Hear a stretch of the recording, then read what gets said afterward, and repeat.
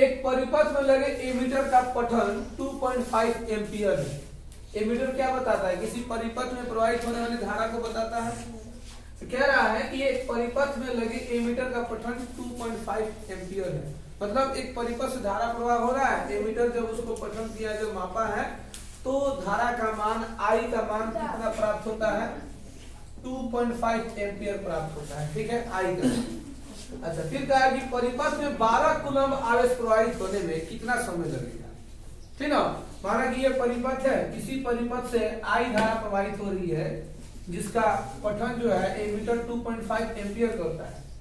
ठीक ना, तो इसी परिपथ से, माना कि बिंदु ए है, बिंदु बी है, इस परिपथ से 12 कूलम्ब आवेश को प्रवाहित होने में कितना समय लगेगा? मतलब बिंदु ए से बिंदु बी तक जाने में उसको टाइम कितना लगेगा? ठीक ना, टाइम पूछ रहा है, इसमें टाइम अननोन है, टाइम दिया नहीं है, और आवेश Q का मान दे दिया है कितना? आपको 12 कूलम्ब दे दिया है। ठीक ना, तो हम लोग ओम के नियम से फॉर्मूला जानते हैं, क्या जानते हैं हम लोग? I = Q/T जानते हैं कि नहीं जानते हैं? ठीक ना, तो I की जगह विद्युत धारा का मान रख देंगे 2.5 एम्पियर, Q आवेश का वैल्यू दे दिया है कितना? 12 कूलम्ब दे दिया है, और T अननोन है, T की जगह T भर देंगे। अच्छा, इसको यदि हम दशमलव को हटा दें तो 25/10 हो जाएगा इक्वल 12/T। अब हम लोग चाहे तो क्रॉस मल्टीप्लिकेशन कर सकते हैं। ठीक ना, ये हो जाएगा 25 × T = कितना हो जाएगा? 12 × 10 हो जाएगा। ठीक है, 25 उधर जाएगा तो डिवाइड में हो जाएगा, चूंकि मल्टीप्लाई में है, तो 12 × 10/25। ठीक ना, ये जाएगा 2 × 5 = 10, 5 आ रहा है ना, 5 × 5 = 25, तो ये जाएगा 24/5। इसको हम लोग क्या कर देंगे? डिवाइड कर देंगे, तो ये हो जाएगा आपको 5 × 4 = 20 और 8 इतना सेकंड समय होगा। ये हो गया। ठीक है, देखिए अगला है, यदि एक बल्ब से 2 मिनट में 3.0 एम्पियर की धारा प्रवाहित हो रही है। ठीक ना,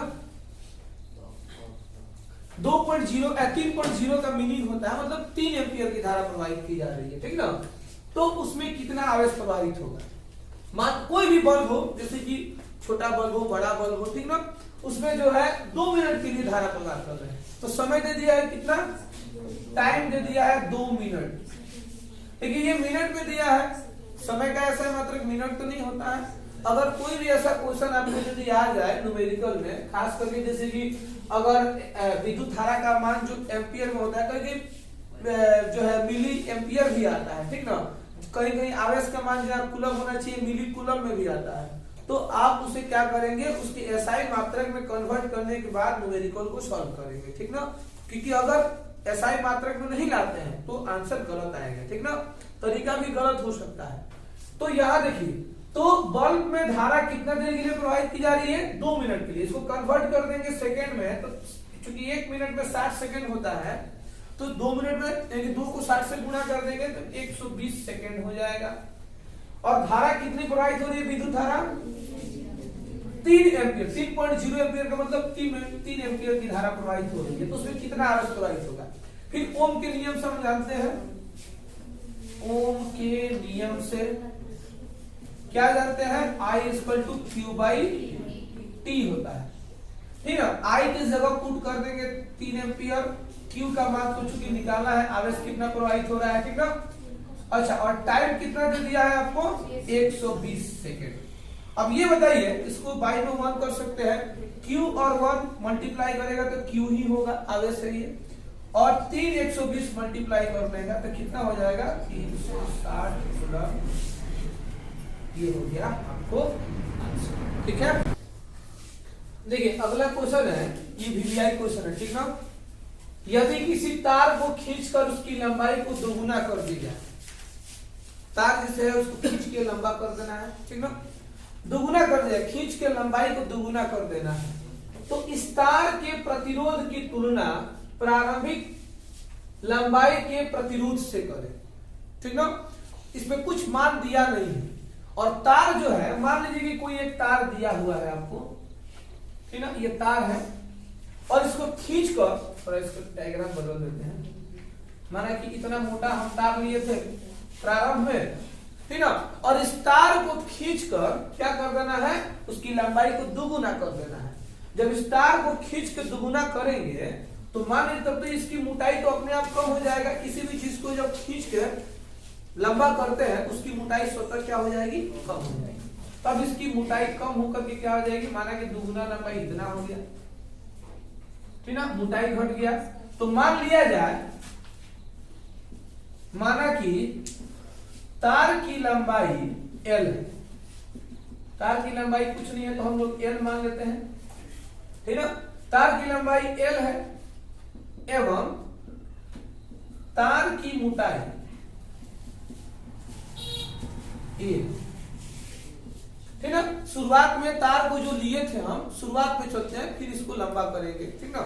शुरुआत में तार की लंबाई माना कि शुरुआत में हम इतना तार लिए थे, इतना ही बड़ा लिए थे, तो इस तार की लंबाई को A मान लिया है और इसकी मोटाई जो है, मोटाई क्या मान लिया है, A मान लिया है, ठीक है। मोटाई कुछ ना कुछ तो होगी तार की। तो अब इसका प्रतिरोध निकाल लेंगे। तो देखिए हम लोगों को फॉर्मूला मिला था प्रतिरोध निकालने का, क्या मिला था, रो L बाई A मिला था। रो क्या है, प्रतिरोधकता है जो कि किसी वस्तु का चालक का क्या है, ठीक है। तो रो का रो हो जाएगा, L विशुद्धता है लंबाई जो किया है और A विशुद्धता है तार की अनुप्रस्थ काट का क्षेत्रफल की मोटाई A कर दिया। इसको हम लोग इक्वेशन फर्स्ट मान लेंगे।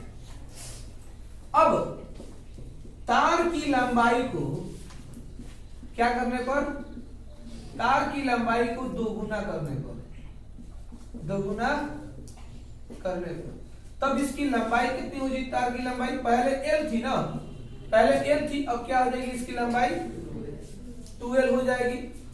और ये बताइए पहले तार की मोटाई कितनी थी, A थी, अब जब इसको खींच करके बड़ा कर दिया जाएगा तो तार की मोटाई घट जाएगी।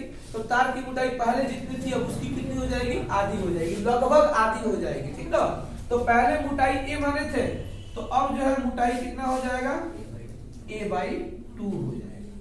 तो फिर हम लोग इसका प्रतिरोध निकालेंगे, क्योंकि आप तो जानते हैं कि तार की लंबाई बढ़ा देने से उसकी प्रतिरोध बढ़ जाती है। तो ये बताइए तार जो प्रारंभिक तार की लंबाई जो थी और बाद में खींच कर जो बड़ा किया गया, दोनों तारों में किस तार की प्रतिरोध ज्यादा होगी, लंबे वाली तार की प्रतिरोध ज्यादा हो जाएगी, क्योंकि प्रतिरोध लंबाई के समानुपाती होता है। मतलब प्रतिरोध का मान तब बढ़ेगा जब तार की लंबाई बढ़ जाएगी, मतलब लंबी हो जाएगी और पतली हो जाएगी, ठीक है जी। क्योंकि लंबी हो जाएगी तो पतली होगी और पतली जब हो जाएगी तो नहीं होना, ठीक ना। तो अब देखिए यहाँ पे फिर हमें प्रतिरोध निकालेंगे। तो प्रतिरोध क्या होता है, रो L बाई A होता है, फिर R का R, रो का रो लिख देंगे, ठीक है। अच्छा L में सूत्र लंबाई, लंबाई कितना दिया है 2L और इसकी मोटाई क्या दे दिया A बाई 2। अब चलिए थोड़ा हम लोग आगे बढ़ते हैं, इसको हम लोग मिटा देते हैं, ठीक है। अब यहाँ आगे चलते हैं, आपको प्रतिरोध का प्रतिरोध हो जाएगा, यहाँ पे R हम लिख देंगे, ठीक है। इसको जब मल्टीप्लाई करेंगे 2 रो L हो जाएगा बाई A बाई 2 हो जाएगा। अब तुलना करना है तो इसको यदि हम R1 मान लेते हैं, इसको हम लोग R2 मान लेते हैं, ठीक है। ये पहला प्रतिरोध, ये दूसरा प्रतिरोध।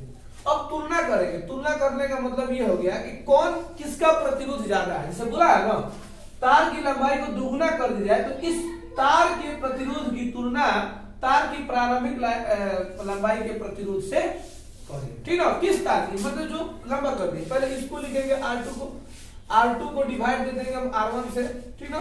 यानी R2 का वैल्यू कितना है 2 रो L बाई A बाई 2 और डिवाइड करना है तो यहाँ डिवाइड का साइन दे सकते हैं हम लोग, है ना जी। और R1 का वैल्यू कितना दे दिया है, रो L बाई A दे दिया है, ठीक है। अब चलिए तो 2 रो L बाई A बाई 2, आज जब इसको मल्टीप्लाई के साइन में बदलेंगे तो A ऊपर जाएगा और रो L नीचे आ जाएगा, A से A कट जाएगा, रो से रो कट जाएगा और L से L कट जाएगा। अब ये दो चीजें कहा जाएगा, 2 के पास ऊपर जाएगा, 2 दूनी 4 हो जाएगा। अब सुनिए जब तुलना किया जाता है तो इसके नीचे कुछ नहीं तो क्या है, कुछ नहीं तो क्या है 1 रहता है, ठीक ना। तो अब देखिए हम लोग यहाँ लिखेगा ना R2 बाई R1 का मान कितना आ गया 4 बाई 1 आ गया। तो यह तुलना जब किया जाएगा तो अनुपात में हो जाएगा, इसलिए R2 अनुपात R1 हो जाएगा 4 अनुपात 1, यही इसका आंसर है, ठीक है। तुलना कर दिया गया तो 4 अनुपात 1 का आ गया, ठीक है।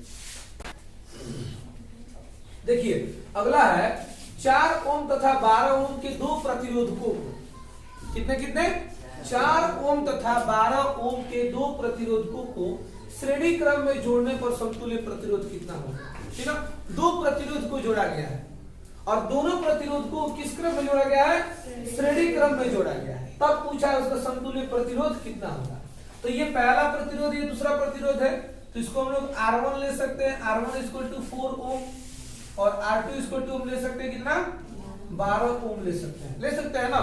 और इन दोनों प्रतिरोधों को किसमें जोड़ा गया है, श्रेणी क्रम समूह में जोड़ा गया, तब समतुल्य प्रतिरोध। तो फॉर्मूला हम लोग को मिला था RS = R1 + R2। ठीक ना, दो प्रतिरोध होगा तो R1 + R2, तीन होगा तो R1 + R2 + R3 हो जाएगा। ठीक ना, तो यहाँ जाएगा RS = R1 के जगह पुट कर देंगे 4 ओम और R2 की जगह पुट कर देंगे 12 ओम, ये हो जाएगा 12 × 4 = 16 ओम। एक का आंसर हो गया। फिर आगे बोला है यदि इन्हें समांतर क्रम में जोड़ा जाए तब समतुल्य प्रतिरोध क्या होगा। ठीक है, किन दोनों प्रतिरोधकों को श्रेणी क्रम में जोड़ा गया है तो समतुल्य प्रतिरोध 16 ओम है। अब इन्हीं दोनों प्रतिरोधकों को किसमें जोड़ा जाना है, समांतर क्रम में जोड़ना है, तब समतुल्य प्रतिरोध क्या होगा। तो समतुल्य प्रतिरोध बताए थे 1/Rp = 1/R1 + 1/R2। तो 1/Rp यहाँ का Rp हो जाएगा, 1/R1 की जगह पुट कर देंगे 4 ओम और R2 की जगह पुट कर देंगे 12 ओम। ठीक ना, अब देखिए ये हो जाएगा 1/Rp = 4 और 12 का एलसीएम निकाल लेंगे तो कितना हो जाएगा, 12 हो जाएगा।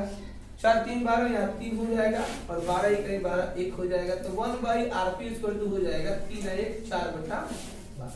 इसको आप लोग क्या करिए, इसको क्रॉस मल्टीप्लिकेशन कर दीजिएगा। ठीक ना, तो क्रॉस मल्टीप्लिकेशन करने पर क्या होगा, तो Rp × 4 हो जाएगा और 12 × 1 4 मल्टीप्लाई हो जाएगा तो 12/,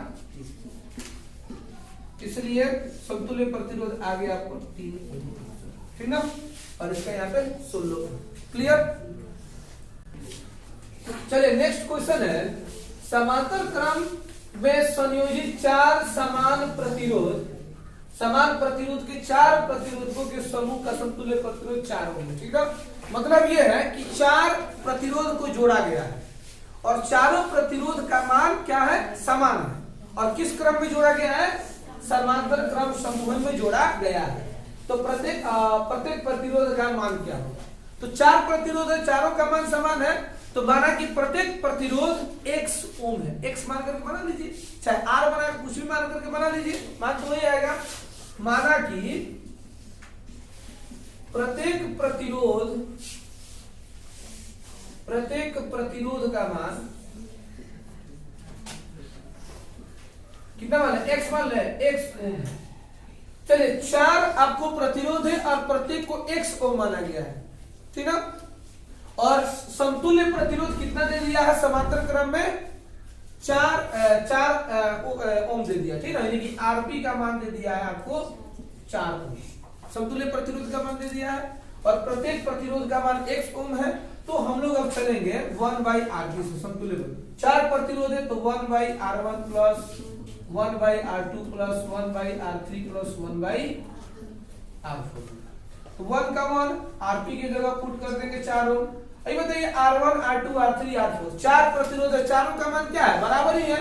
जब एक का मान लिए x तो चारों की जगह पर क्या भरेंगे, x भरेंगे ना, x + 1/x + 1/x + 1/x।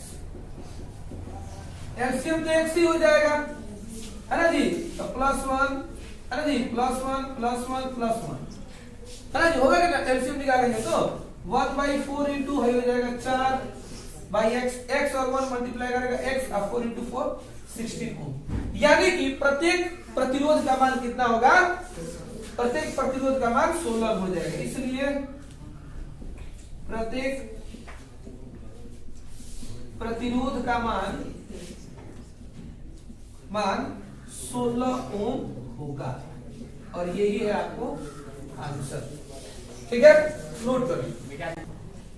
देखिए अगला जो न्यूमेरिकल है दिया है, नीचे दिए गए चित्रों में A तथा B बिंदुओं के बीच समतुल्य प्रतिरोध का मान ज्ञात करें। A और B के बीच समतुल्य प्रतिरोध ज्ञात करें। थोड़ा यहाँ ध्यान दीजिएगा, बिंदु A और बिंदु B के बीच।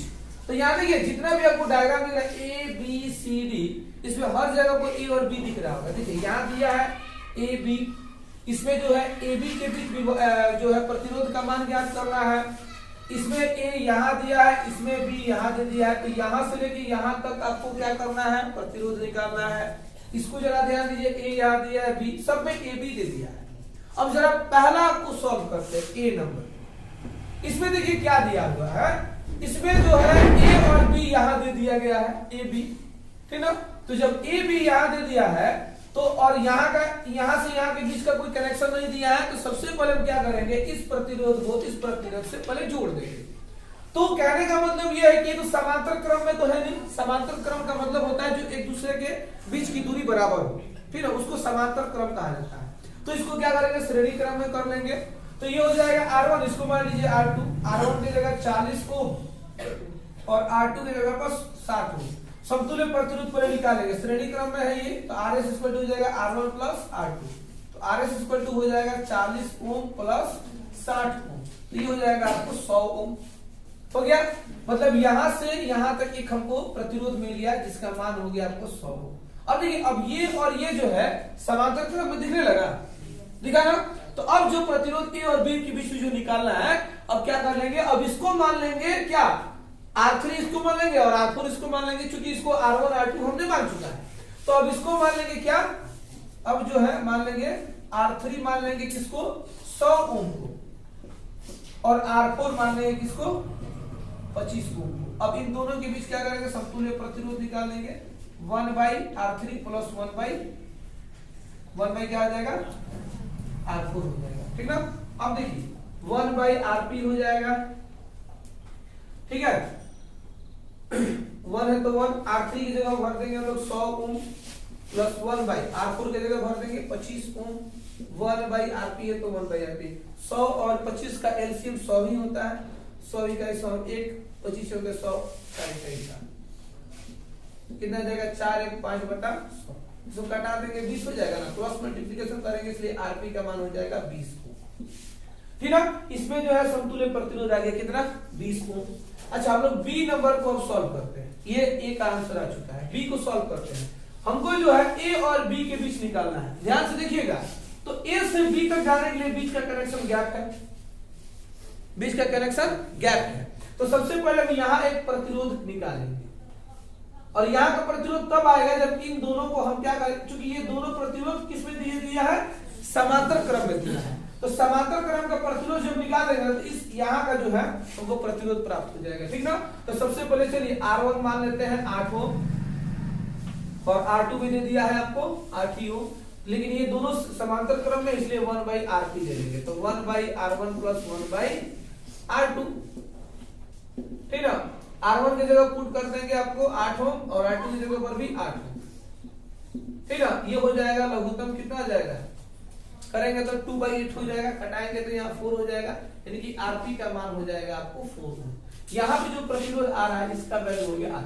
अब ए से लेके बी तक जाना है, देखिए एक प्रतिरोध यहाँ है, एक प्रतिरोध यहाँ, एक प्रतिरोध यहाँ, तीनों श्रेणी क्रम में है ना। तो अब इसको मान लीजिए क्या, इसको मान लीजिए आप लोग R1 R2 इसको मान लिए ना, R3 R4 R5 मान लीजिए, है ना जी।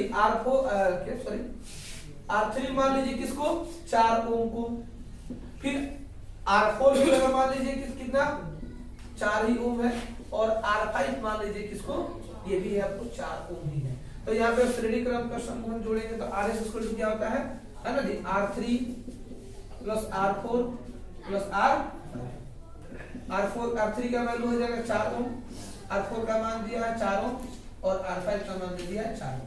तो ये हो जाएगा RS इक्वल टू 4 4 8 4 12 ओम। ये भी हो गया आंसर, ठीक ना। ये दोनों का आंसर आ गया, इसमें समतुल्य प्रतिरोध 12 ओम और इसका समतुल्य प्रतिरोध 20 ओम, ठीक ना। अब हम लोग आगे बढ़ते हैं, अगला दे दिया है नंबर जो सी है, उसको यहां हम लोग सॉल्व कर देते हैं, ठीक ना। सी दे दिया है। अब देखिए यहां हमको प्रतिरोध निकालना है ए और बी के बीच, ए और बी के बीच समतुल्य प्रतिरोध निकालना है। तो यहां पे जो ये दोनों, यहां पे 2 प्रतिरोध है, यहां पे 2 प्रतिरोध है, कोई कनेक्शन है बीच में नहीं है। तो सबसे पहले हम यहाँ पे एक प्रतिरोध ले लेंगे, ठीक है। तो ये दोनों श्रेणी क्रम में है, तो यहाँ का प्रतिरोध निकालेंगे, इसको R1 R2 मान लीजिए। R1 5 ओम R2 भी 5 ओम कर लीजिए, तो RS हो जाएगा R1 प्लस R2, यानी हो जाएगा 5 ओम प्लस 5 ओम, यानी कि हो जाएगा 10 ओम। इसका मान हो गया आपको कितना, यहाँ ले लेते हैं 10 ओम। उसी तरह से यहाँ भी कर देते हैं, यहाँ का भी निकाल इसको अब R1 R2 मान लीजिए, इसको R3 कर लीजिए, कितना 20 ओम, और इसको मान लीजिए R4, कितना दे दिया है 20 ओम। तो ये भी आपको श्रेणी क्रम में ही है। RS निकाल लीजिए, क्या आ जाएगा R3 प्लस R4 हो जाएगा। तो R3 का वैल्यू 20 ओम और R4 का वैल्यू 20 ओम, 20 20 40 ओम, इसका मान आ गया आपको 40 ओम। अब देखिए, अब ये वाला और ये वाला, ये तीनों किस क्रम में हो गया, चेक करिए, समांतर क्रम में हो गया। तो हम लोग अब किसका समतुल्य प्रतिरोध निकाल देंगे, समांतर क्रम समूहन में समतुल्य प्रतिरोध हम लोग प्राप्त कर लेंगे। ठीक है, तो अब देखिए यहाँ पर देखिए R1 R2 R3 R4 मान लिए हैं, तो इसको मान लीजिए R5 R6, चलिए R5 का वैल्यू कितना है 10 ओम, R6 की जगह क्या मान लिया जाए 24 ओम, और R7 की जगह पर कितना ओम 40 ओम प्राप्त हो गया है। अब हम लोग क्या निकालना है, समतुल्य प्रतिरोध निकालेंगे श्रेणी समांतर क्रम समूहन का। तो 1/R5 plus 1/R6 plus 1/R7 कितना जाएगा, R5 का वैल्यू 10, R6 का वैल्यू 24, R7 का वैल्यू 40। अब देखिए, अब 10 24 40 का एलसीएम हो जाता है 120, ठीक ना, 12 दाना के 120, 12 24 25 120, 40 के 120, तो ये जोड़ेंगे तो 15, ये हो जाएगा आपको 12 5 17, 17 3 20/120, घटा देंगे कितना आ जाएगा, आरपी का मान हो जाएगा 6, इसका आंसर हो गया। ठीक है, अब हम लोग चलते हैं, इसका जो 6 नंबर सॉरी जो डी नंबर दिया है उसको भी हम लोग सॉल्व कर लेते हैं। ठीक है,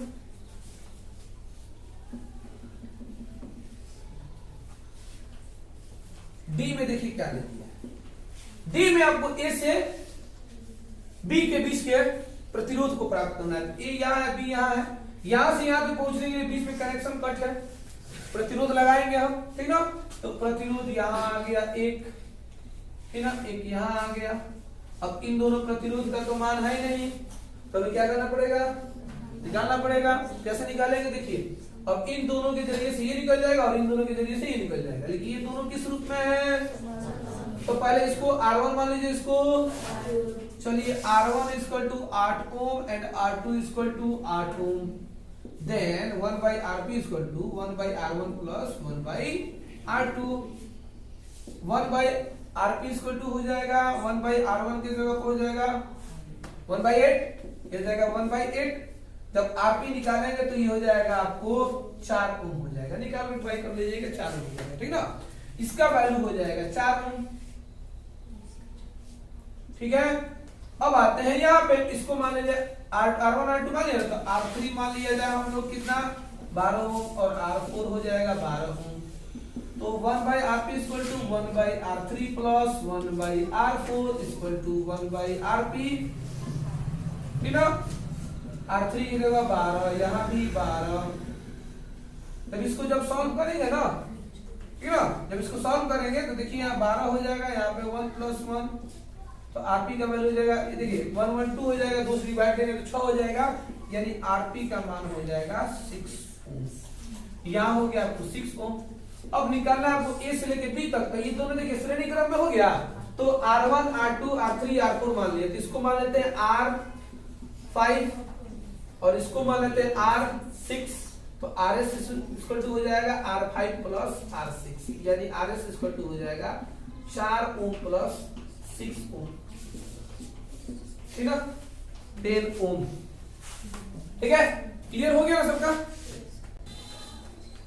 देखिए अगला क्वेश्चन है, दो चालकों को श्रेणी क्रम एवं समांतर क्रम में जोड़ने पर उनके समतुल्य प्रतिरोध क्रमशः 20 ओम और 5 ओम होते हैं। तो प्रत्येक चालक का प्रतिरोध ज्ञात करें। प्रतिरोध कितने लगाए गए हैं चालक में, 2 प्रतिरोध लगाए गए, जिनके मान पता नहीं है, ठीक ना। और ये भी नहीं कहा कि दोनों प्रतिरोध आपस में समान ही है, ऐसा तो कोई कहा नहीं है। अगर ऐसा कहता था कि दोनों प्रतिरोध का मान आपस में समान है तो उसमें से दोनों को मान लिया जाता है x, चाहे कुछ मान लिया जाता है, लेकिन दोनों समान कहा नहीं है, ठीक ना। तो दो प्रतिरोध लगाए गए हैं चालक, है ना जी। जब दोनों प्रतिरोध को समान श्रेणी क्रम में लगाते हैं तो उसका समतुल्य प्रतिरोध 20 ओम आता है, और जब समांतर क्रम में जोड़ते हैं तो उसका समतुल्य प्रतिरोध 5 ओम आता है। तो प्रत्येक चालक का प्रतिरोध ज्ञात करें। यहां मान लेंगे माना कि प्रथम प्रतिरोध फर्स्ट रेसिस्टेंस को मान लेते हैं x ओम एवं द्वितीय प्रतिरोध देखिए सेकेंड रेसिस्टेंस y ओम मान लेते हैं, ठीक है, सॉल्व करने की दृष्टि से मान लेते हैं। चलिए, जब इन दोनों प्रतिरोध को श्रेणी क्रम में जोड़ा गया है तो उसका समतुल्य प्रतिरोध, चलिए ये R1 ये R2, RS equal to R1 plus R2 हो जाएगा, यही है R1 और ये है आपको R2 का मान, ठीक ना। चलिए, तो RS की जगह पर हम बैठा देंगे कितना 20 ओम, और R1 की जगह बैठा देंगे हम X, और R2 की जगह बैठा देंगे, ठीक है। या x बराबर क्या आ जाएगा 20 माइनस y हो सकता है, कोई दिक्कत, x का x रह जाएगा, इधर आएगा प्लस y इधर आएगा तो 20 माइनस y हो जाएगा, x equal to 20 minus y। अब चलते हैं समांतर क्रम समूह में समतुल्य प्रतिरोध, ठीक है, 1/R equal to 1/R1 plus 1/। अच्छा ये बताइए समांतर क्रम समूह में समतुल्य प्रतिरोध 5 ओम दिया है, या 5 लिख सकते हैं।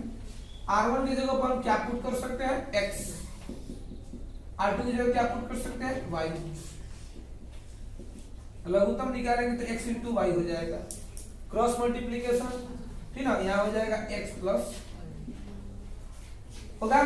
अच्छा ये बताइए 1/5 equal to x plus y दिया है ना, तो देखिए x प्लस y का मान कितना दे दिया है,